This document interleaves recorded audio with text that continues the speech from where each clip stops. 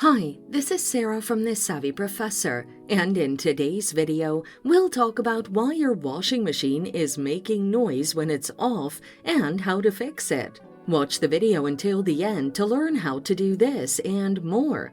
Here are major reasons your washing machine is making noise when it's off.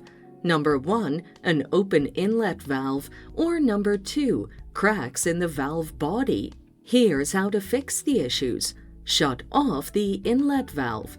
An open inlet valve will allow water to enter your washing machine when it's de-energized, causing it to buzz. To fix the issue, shut off the inlet valve to prevent water from entering the machine. Turn off the cold water supply in your house if your machine lacks the shut-off valve.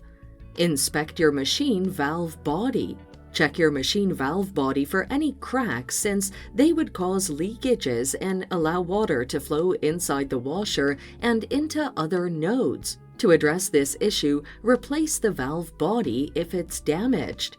And there you have it. These are the possible reasons your washing machine is making noise when it's off and how to fix the issue.